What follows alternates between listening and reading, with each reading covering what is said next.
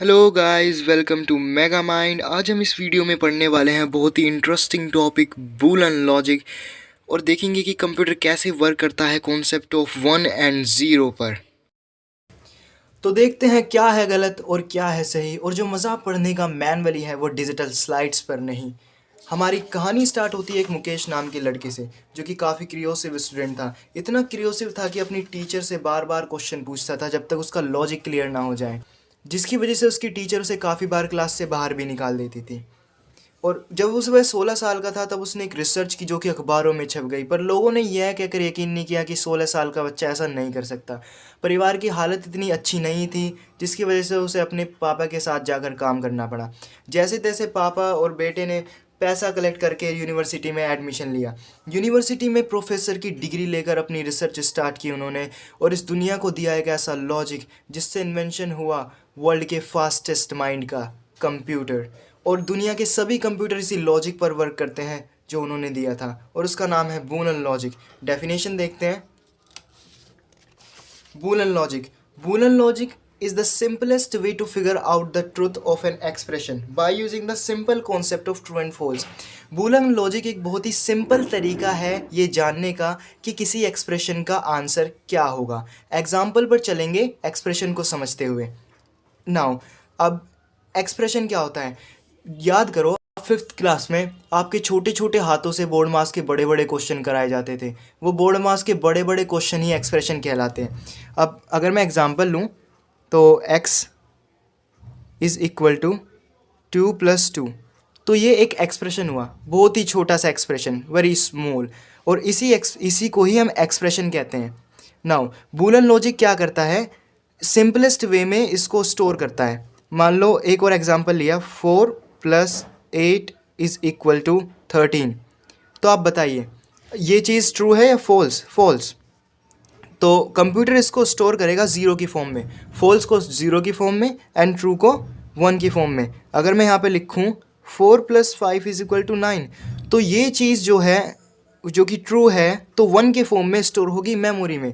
Simple logic है Boolean logic, जो कि ज़ीरो एंड वन की फॉर्म में किसी भी एक्सप्रेशन के आंसर को स्टोर करता है।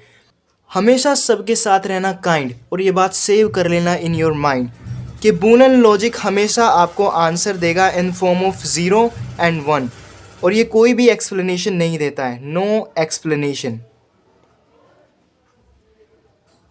ये कोई भी एक्सप्लेनेशन नहीं देता है, ना ही स्टोर करता है। केवल अगर डाटा लेगा तो ज़ीरो की फॉर्म में या वन की फॉर्म में, और देगा भी तो इन्हीं की फॉर्म में। No explanation.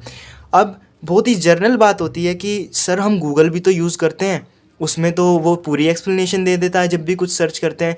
तो वहाँ पर बात यह है कि जब भी आप कुछ सर्च बार पर टाइप करते हैं तो वो ऑटोमेटिकली वन हो जाता है, वो ऑटोमेटिकली वन कंसिडर कर लिया जाता है, और आपकी स्टेटमेंट उस सारे डाटा को एक्सेस कर लेती है जिसके बारे में आपने सर्च किया है। अगर आप गूगल पर डालेंगे कि Google don't show me the image of Salman Khan, तो भी वो आपको देगा, क्योंकि वहाँ पर सेटिंग ही ऐसी प्रीडिफाइन की गई है जिससे कि आपकी सारी स्टेटमेंट वन हो जाए। ओके, इसी कॉन्सेप्ट को लेकर हमारे आगे वाला टॉपिक है बूलन स्टेटमेंट। क्योंकि अब हम बूलन टॉपिक पढ़ रहे हैं तो स्टेटमेंट भी हमारी बूलन ही होगी। तो boolean statement is known as logical statement which can be either evaluated as true and false. क्योंकि हम बूलन लॉजिक पढ़ रहे हैं तो सारा खेल यहाँ ट्रू और फॉल्स का ही होना है। Okay, so Boolean statement.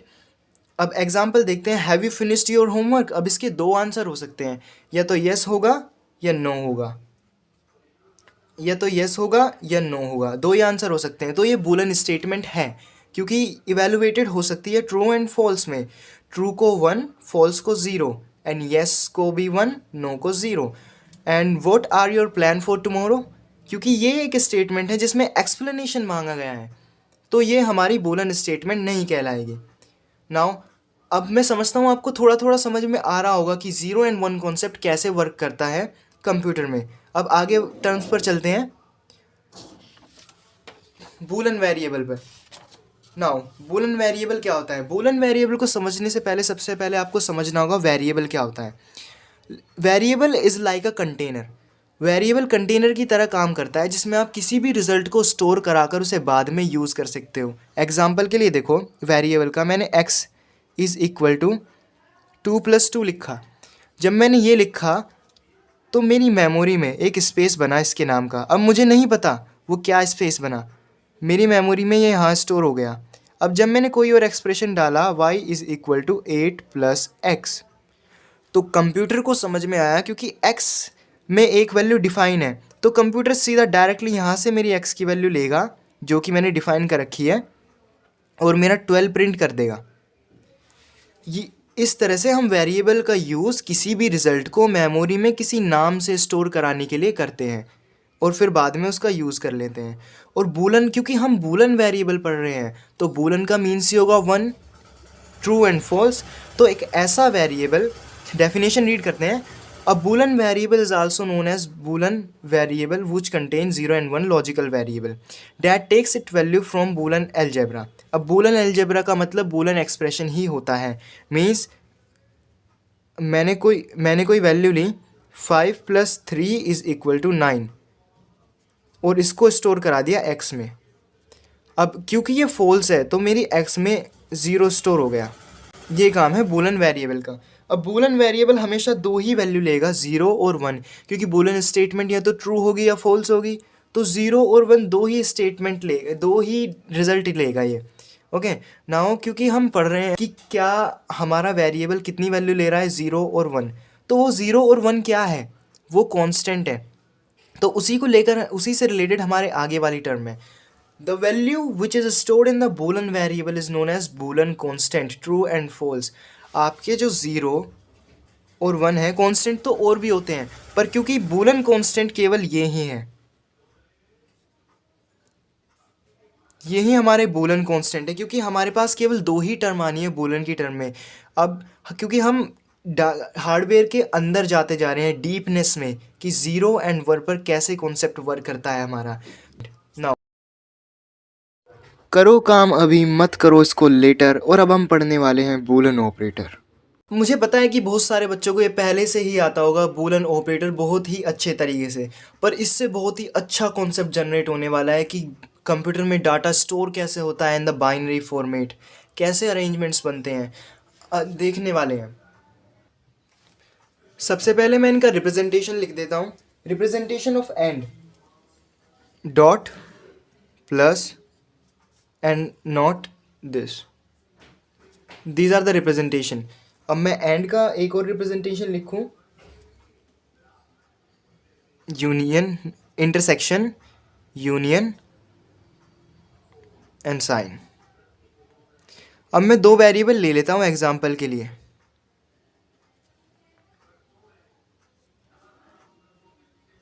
And मैंने कुछ नहीं किया, बस इन डॉट्स को वेरिएबल में लगा दिया, इसको इन सिंबल्स को वेरिएबल में अप्लाई कर दिया। इसको भी मैं ऐसे ही अप्लाई कर देता हूँ।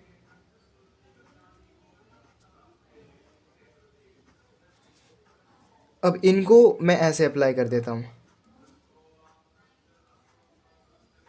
नाउ अप्लाई करने के बाद अब हम देखते हैं, अब हम समझते हैं इनके एग्जाम्पल को। अब मैं दो वेरिएबल लेता हूँ, कोई भी a एंड b। अब आपको पता है कि हमारा वेरिएबल केवल दो वैल्यू कंटेन करेगा, बुलियन वेरिएबल 0 और 1। मैं मानता हूँ कि इसने सबसे पहले 0 कंटेन करा, देन 1, इसने 1 कंटेन करा, इसने फिर 0, इसने 0 एंड 1 0 1 1। ये पॉसिबल अरेंजमेंट से मैं आपको बताऊंगा आप इन्हें कैसे बनाएंगे।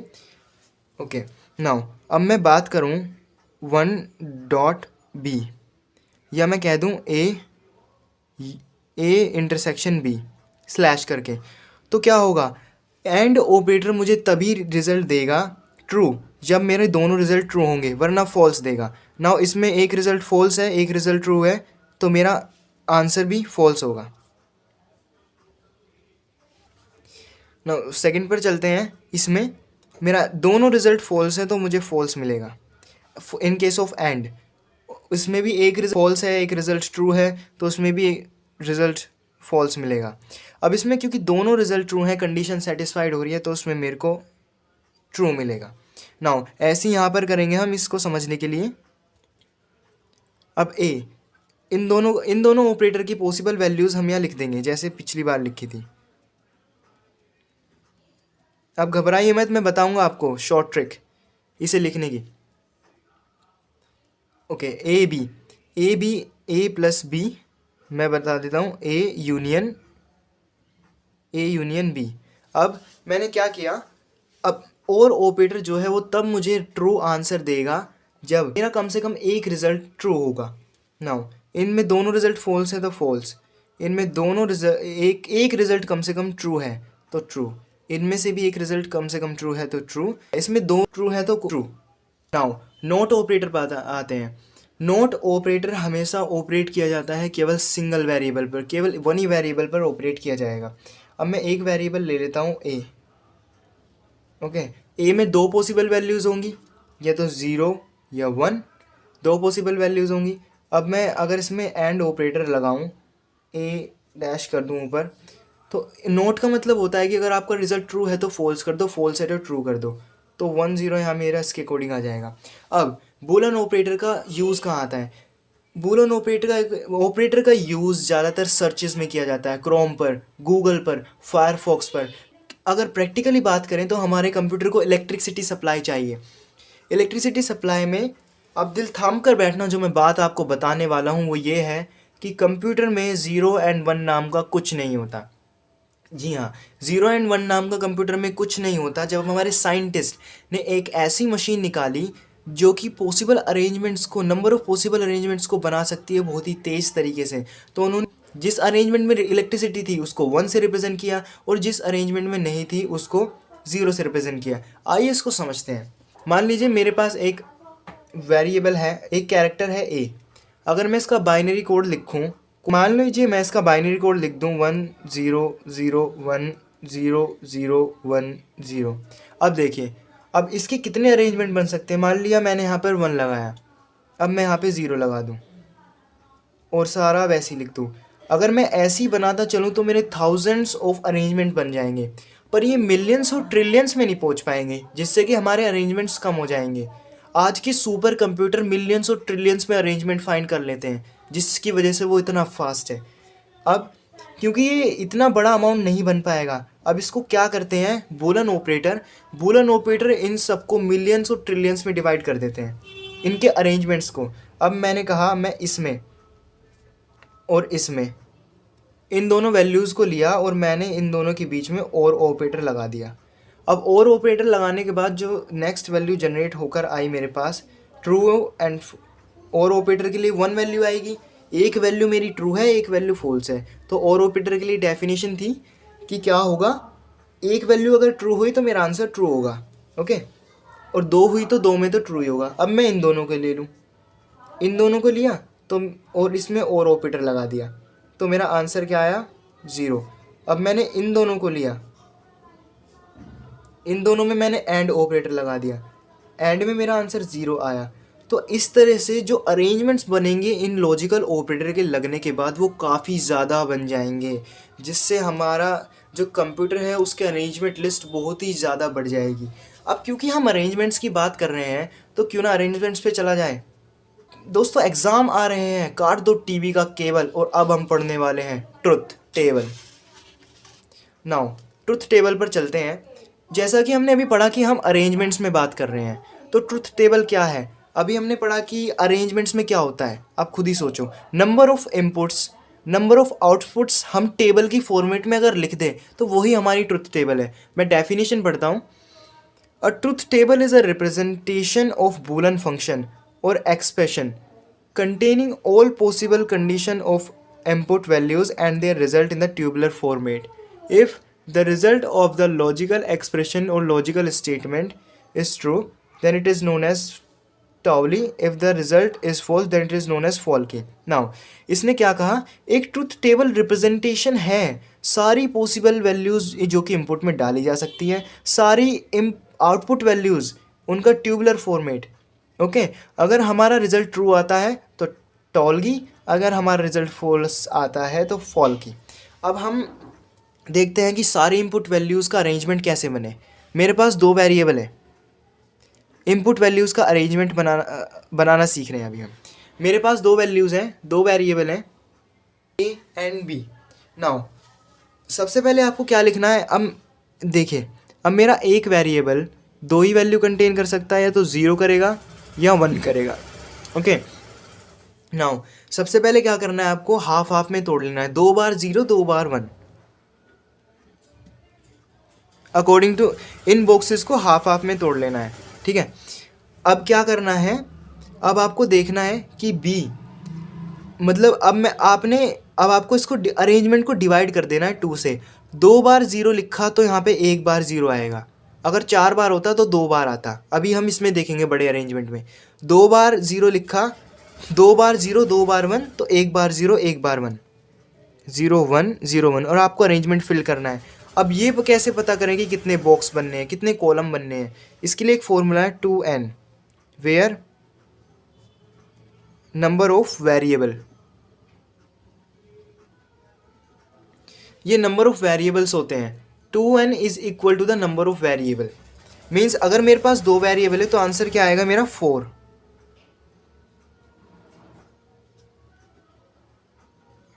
तो मेरा आंसर 4 आएगा, और आप देख रहे हैं 4 ही कॉलम बन रहे हैं, इस हिसाब से आपको पता चलेगा। अब हम 3 वेरिएबल पर चलते हैं, आपको बहुत ही अच्छा समझ में आएगा। नाउ 3 वेरिएबल पर मैं ले लेता हूँ ए बी सी। ए बी सी मैंने लिया। अगर मैं बात करूँ कि नंबर ऑफ़ वेरिएबल देख लेते हैं, पहले नंबर ऑफ़ कॉलम्स देख लेते हैं कितने बनेंगे। ओके, 2n में मैंने पावर डाली, कितने वेरिएबल है 1 2 3, तो मेरा आंसर आया 8। 1 2 3 4 5 6 7 8, मेरे पास 8 कॉलम बन चुकी है। नाउ अब मैंने क्या कहा, हाफ हाफ में डिस्ट्रीब्यूट कर दो, 4 में 0 4 में 1,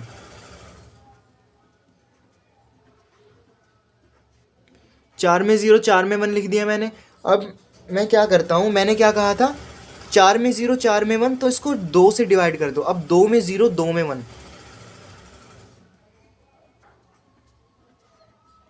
अब ये भी लाइन है, अब इसको भी 2 से डिवाइड कर दो। 2 में 0 2 में 1 था, तो 1 में 0 1 में 1।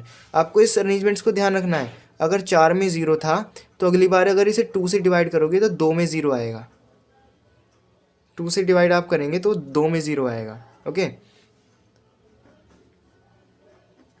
नाउ 2 में 0 2 में 1, तो 1 में 0 1 में 1। Now this is simple easy to make the table. Now कुछ क्वेश्चन देख लेते हैं, अगर इस टॉपिक से कुछ क्वेश्चन आएंगे तो वो कुछ इस फॉर्मेट में आएंगे। 2 क्वेश्चन करेंगे हम आज। Now write a truth table for the boolean expression f is equal to a dot b not plus c। अब इसमें सबसे पहले आपको देखना है कि नंबर ऑफ़ वेरिएबल कितने हैं। वो नंबर ऑफ़ वेरिएबल सबसे फर्स्ट स्टेप में आपको लिख लेने हैं, A B C. Now A B C आपने लिख लिया। अब नंबर ऑफ पॉसिबल इनपुट लिखने हैं कि आप क्या ले सकते हैं। अकॉर्डिंग टू द फॉर्मूला आप लगाएंगे 2n 2 पावर 8 2 पावर 3, क्योंकि 3 वेरिएबल है मेरे पास, तो 3 वेरिएबल के लिए मैंने 2 पावर 3 लगाया।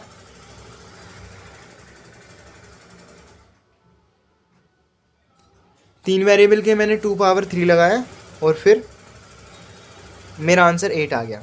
मीन्स मैंने 1 2 3 4 5 6 7 8 मुझे कॉलम्स बनाने हैं। 8 कॉलम्स बनाने के बाद मेरे को 4 में 0 4 में 1, फिर उस पैटर्न को 2 2 से डिवाइड कर देना है। 4 में 0 4 में 1। नाउ इसमें 4 में 0 था तो इसमें 2 में होगा,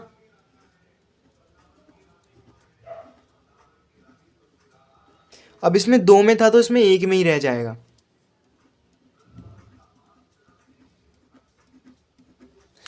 zero one zero one zero one zero one. अब ये मेरी टेबल बनी। अब अगर मैं बात करूँ, यहाँ पर मेरे को क्या चाहिए, ए डॉट बी। डॉट मैंने अभी आपको बताया था, डॉट एंड होता है और प्लस और होता है। तो पहले तो मुझे बी डैश चाहिए, मतलब बी नोट। अगर ट्रू है तो फॉल्स हो जाएगा, फॉल्स है तो ट्रू हो जाएगा। तो यहाँ पे देखिए 0 means false, true false true, true false true false, ये हो जाएगा। अब मेरे को क्या चाहिए, ए डॉट बी डैश। अब मुझे इनमें इसमें और इसमें ही वर्क करना है, ए डॉट बी डैश के साथ ही वर्क करना है मुझे। अब मैं क्या करूँगा, डॉट का मतलब एंड ऑपरेटर, अगर मेरी दोनों कंडीशन ट्रू होगी तभी ट्रू आएगा, वरना फॉल्स आ जाएगा। ओके, तो मेरी दोनों कंडीशन तो ट्रू नहीं है, दोनों कंडीशन तो ट्रू नहीं है मेरी। 0 एंड 1 को आप देखेंगे तो सो मेरा फॉल्स, यहाँ भी फॉल्स फॉल्स फॉल्स, यहाँ बनाएगा। ओके, ट्रू, दोनों कंडीशन ट्रू ट्रू, दोनों एक एक फॉल्स फॉल्स, एक फॉल्स फॉल्स। नाउ अब इस वैल्यू को हम ले लेंगे प्लस सी, प्लस का मतलब अब इसका और इसका, इन दोनों का हमें क्या करना है, इन दोनों का हमें क्या करना है, एंड ऑपरेटर और ऑपरेटर लेना है। और अगर एक भी कंडीशन ट्रू होगी तो ट्रू। ओके, सो ये 0, ये क्या हुआ 1, एक भी कंडीशन ट्रू होगी तो ट्रू, दोनों कंडीशन ट्रू तो ट्रू, 0 1। अब आप देख सकते हैं कि केवल इस फंक्शन को 3 वेरिएबल से बनाने के लिए ये इतनी बड़ी टेबल बनानी पड़ी। अब अगर कंप्यूटर से कहा जाए कि इसके पॉसिबल नंबर ऑफ अरेंजमेंट्स निकालो तो बहुत बड़ी वैल्यू बन जाएगी, क्योंकि आप देख सकते हैं अगर मैंने यहाँ 1 डाल दिया, ऐसे कैसे ही छोड़ दिया, मीन्स इतने सारे टेबल हैं, काफ़ी ज़्यादा अरेंजमेंट्स बन जाएंगे इसमें से। इसलिए कंप्यूटर में कभी भी क्रिएटिविटी नहीं आ सकती, कंप्यूटर कभी भी क्रिएटिव नहीं हो सकता, वो नंबर ऑफ अरेंजमेंट्स फाइंड करने में माहिर है, इसलिए फास्ट है। नाउ दूसरा क्वेश्चन करते हैं जिसमें और भी मज़ा आएगा आपको। दूसरा क्वेश्चन करते हैं। सो इसमें आपको कितने वेरिएबल दे रखे हैं, ए बी सी ए सी, तो मैं 5 वेरिएबल नहीं बनाऊंगा, मैं ए बी सी 3 ही बनाऊंगा, ए बी सी। अब मैंने ये लिख दिया, अब इसको लिखने के बाद मेरे को नंबर ऑफ पॉसिबल अरेंजमेंट्स वही same formula 2 power 3 is equal to 8, इसलिए मैंने 1 2 3 4 5 6 7 8 ही कॉलम बनाए हैं। Okay, now number of possible output 0 0 0 0 1 1 1 1, and इसमें इस पैटर्न का हाफ 0 0 1 1 0 0 1 1। नाउ इस पैटर्न का हाफ 0 1 0 1 0 1 0 1। नाउ अब इसमें मज़ा आने वाला है, क्योंकि अब आपको निकालना है ए डैश और सी डैश निकालना है। सबसे पहले ए डैश निकाल लेते हैं, 1 1 1 1 0 0 0 0। अब आप देखिए, ए डैश का मतलब नॉट, ए डैश का मतलब होता है नॉट, कि अगर आपका ट्रू है तो फॉल्स हो जाएगा और फॉल्स है तो ट्रू हो जाएगा। ओके, ट्रू है तो फॉल्स हो जाएगा, फॉल्स होगा तो ट्रू हो जाएगा। अब ये किया आपने, अब आपको सी डैश चाहिए। अब सी डैश निकालने के लिए हम क्या करेंगे, वही सेम फॉर्मूला, ट्रू है तो फॉल्स हो जाएगा, फॉल्स है तो ट्रू हो जाएगा। Now 1 0 1 0 1 0 and 1 0। अब आपने ये किया, अब मैं क्या करूँगा, ए डॉट बी और सी डैश है, A dot B dot C, mean सबसे पहले आपको क्या करना है, ए डॉट बी निकालना है, सी डैश बाद में निकाल देंगे, वो मामा के गया अभी, उसे मामा से बाद में बुलाएंगे। ठीक है, ए डॉट बी निकाल देते हैं। ए डॉट बी का मतलब अगर दोनों कंडीशन ट्रू हैं तो तभी ट्रू आएगा। अगर आप फिंगर रख लेंगे तो बहुत ही आसानी से हो जाएगा, ये बच्चों वाला काम, बच्चों की तरह से। सो 0 0 0, क्योंकि हम डॉट निकाल रहे हैं, एंड प्रोडक्ट, दोनों ट्रू होंगे तभी ट्रू होगा मेरा रिजल्ट, बहुत खतरनाक है ये। तो ये निकाला, अब इसका जो आया उसके सी के साथ एंड प्रोडक्ट, अब इसके साथ इसका एंड प्रोडक्ट निकालना है मेरे को। सो अब इन दोनों को करेंगे, A dot B dot C dash, A dot B dot C dash. Now इसका इसके साथ करेंगे, नो इसका इसके साथ करना है। सो क्या आंसर होगा, 0 0 0 0 0 0 1 and 0। Now A dash, A dot B dot C dash plus A dash C dash.